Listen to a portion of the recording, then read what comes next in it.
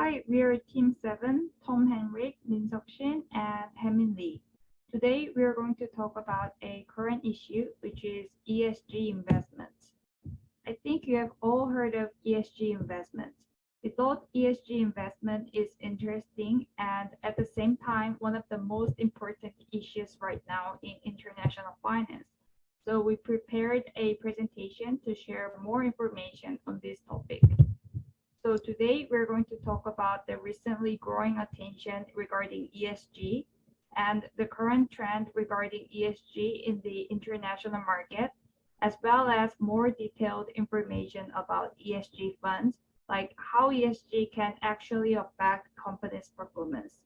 In addition, we are going to compare S&P 500 and S&P 500 ESG, and lastly, challenges for ESG funds. First, I'll just briefly talk about the term ESG. ESG stands for environmental, social, and governance. First, E is for environmental, which includes water usage, waste protection, as well as how efficient a company is with its resources and its environmental protection.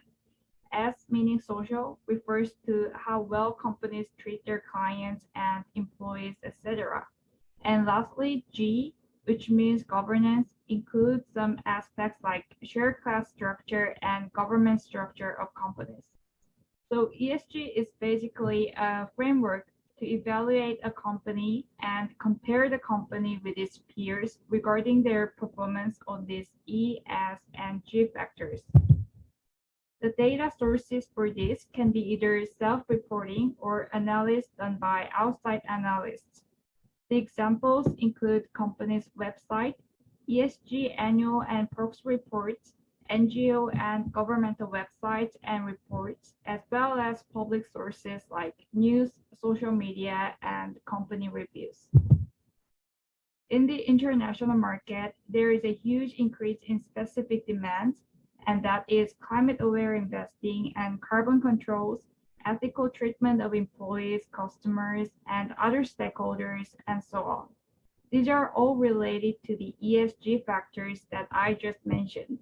Now, the increased understanding on these factors is being applied to investment management industry, considering that ESG can actually result in better performance and lower costs or lower risk. We'll talk about this more in detail in a minute. So to illustrate, the share of global investors that applied ESG criteria to at least a quarter of their total investments increased from 47% in 2017 to 75% in 2019. Moreover, professional investors are expected to increase their proportions of ESG assets. Although there is no perfectly universal standard of ESG, there are several requirements for developing ESG that are relatively common but still diverse. For example, some requirements focus on only or mainly climate change, while others focus on full ES and G factors. Some focus on risk and opportunities regarding climate change, while others focus on additional factors like impact of the company on the planet. Then let's discuss the current position of ESG in the international market. Since the necessity of ESG arises, many companies are responding by measuring, managing, and disclosing their ESG performances. As the graph shows, the increasing trend says most of the S&P 500 companies report about their sustainability, and some of them got audited or tested for their transparency and credibility. In these terms, rating companies such as MSCI and S&P Global are increasingly active in the ESG field. Then why do companies care about their ESG, even paying for an extra cost? It is because that most of their stakeholders do care about it. ESG disclosures offer a more significant opportunity to understand the non-financial reporting of the firm. For example, once an investment takes place, investors use information about ESG to monitor the company, much in the similar way they use financial information. Also, the effect of ESG does not limit to investor or shareholders. Even the employees are affected by the company's ESG. According to a recent risk study, 64% of people will not take a job with a company that does not have strong social responsibility. Additionally, the examples show basic ways that ESG performance directly, indirectly affects the company's operation and stability. It could affect to their cost of capital, expenditures, or effectiveness in suggestive way. Then how will be the correlation between ESG and financial performances? According to the research, ESG rating is positively related to the valuation and profitability of the company. The graph at the left side shows the positive correlation between economic value added margin and ESG performance rating. And also the graph at the right side shows the interesting statistic that says there's a negative correlation between ESG and volatility. It means that the company that is better at performing in ESG has more stability in their operating and value. Then how are the ESG funds are working nowadays? As much ESG disclosure increases all around the world, there is more and more fund that uses so-called ESG principles in their investment. They are the fund that invest in the companies whose ESG is well performing based on their funds criteria.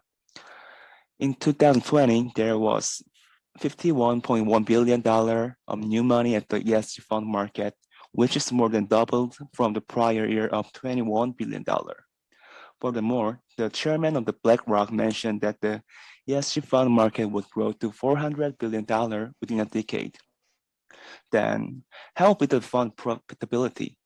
During the spread of pandemic of COVID-19, sustainable finance market observed that ESG funds outperformed the traditional fund. The chart shows ESG funds are well performing even much higher than S&P 500 index in 2020. As shown in the chart,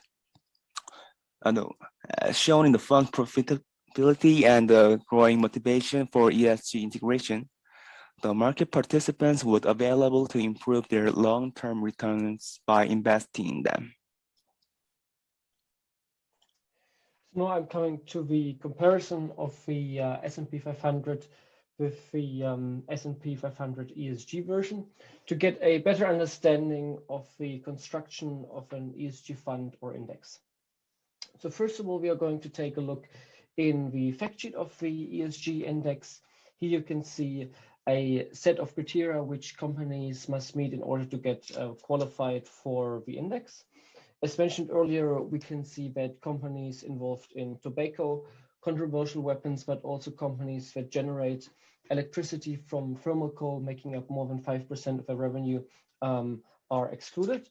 In addition to that, the index is taking the United Nations Global Compact UNGC score into account. This score consists of 10 principles, mostly concentrated on human rights, labor, environment, and anti-corruption. Furthermore, companies with an ESG score of worse than 25% of the industry are excluded as well.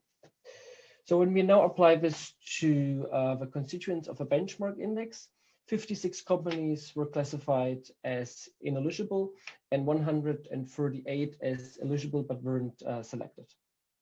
After all, the number of constituents decreased from 505 to 311 companies, which means that the ESG index is less diversified than the benchmark index. In comparison to the S&P 500, under the 10 biggest companies not included in the ESG index are Johnson & Johnson, Berkshire Hathaway due to their low ESG score, which is lower than 25%, Netflix due to a low UNGC score, but also PayPal, Oracle, and IBM, even though they are eligible, didn't qualify due to their low S&P ESG score, which wasn't enough to get selected. And compared to the benchmark index, the ESG index includes Visa, United Health Group, and Procter & Gamble as top 10 constituents, which means that those three companies got a higher weight. While the objective of the S&P 500 ESG index is to offer a sustainable and alternative to the S&P 500, it can be seen here in this chart that the ESG version is continuously outperforming the benchmark S&P 500. In general, it should be said that it is very important to get properly informed before buying an ESG fund, because as always, not every ETF or fund with ESG in their name is really supporting a high level of social responsibility. And lastly, I'm coming to the challenges for ESG funds. One of the challenge is the way how companies are treated who supply to several industries, including non-permitted industries in ESG funds, such as defense industry, tobacco, or alcohol.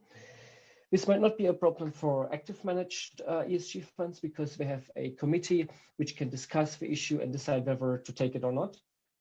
But passive managed ESG funds would need strict criteria in this case. Another challenge is the measurement of the criteria, which is set at the beginning to find appropriate companies.